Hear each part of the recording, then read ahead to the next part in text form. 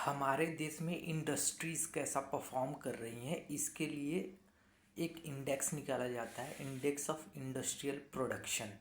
इसके अंडर में इंडस्ट्रीज़ को दो ग्रुप में डिवाइड किया जाता है, एक ब्रॉड सेक्टर और एक use based sector. Broad sector में इलेक्ट्रिसिटी, माइनिंग, मैन्युफैक्चरिंग ये सब, और यूज़ बेस्ड सेक्टर में जैसे बेसिक गुड्स हो गए, इंटरमीडिएट गुड्स हो गए, कैपिटल गुड्स हो गए। तो इनके बेसिस पे ये डिसाइड किया जाता है कि इंडस्ट्रीज़ की ग्रोथ कैसी हो रही है, किस सेक्टर में ज़्यादा ग्रोथ हो रही है, किस सेक्टर में कम ग्रोथ हो रही है। इसका जो इंडेक्स मेज़र किया जाता है वो एनएसओ के थ्रू किया जाता है, जो कि मिनिस्ट्री है MoSPI, ministry of statistics and programme implementation.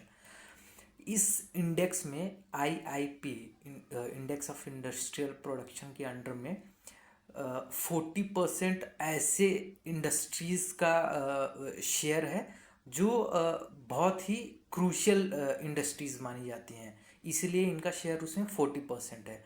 तो इन इंडस्ट्रीज़ को 8 कोर सेक्टर में डिवाइड किया गया है, 8 कोर सेक्टर में डिवाइड किया गया है, जो कि कुछ इस प्रकार है। इनके वेटेज भी इनको असाइन किए गए हैं, वेटेज के हिसाब से कौन कौन सी इंडस्ट्री आती है। अगर इसको आपको जैसे कि रिफाइनरी हो गया, इलेक्ट्रिसिटी हो गया, स्टील हो गया, कोल हो गया, नेचुरल गैस हो गया, सीमेंट हो गया, फर्टिलाइज़र हो गया, तो इस हिसाब से इनका वेटेज भी डिसाइड किया गया है। तो इनको 8 कोर इंडस्ट्रीज बोला जाता है। इसके लिए एक अलग इंडेक्स होता है, index of core industries, ICI। इसको ऑफिस ऑफ इकोनॉमिक एडवाइज़र के थ्रू मेजर किया जाता है, और MOCI इसकी मिनिस्ट्रीज़ है, ministry of commerce and industries. तो 8 कोर सेक्टर को याद करने के लिए आप एक छोटा सा ट्रिक याद कर सकते हैं, आपको ये बहुत हेल्प करेगी। That is race C²NCF।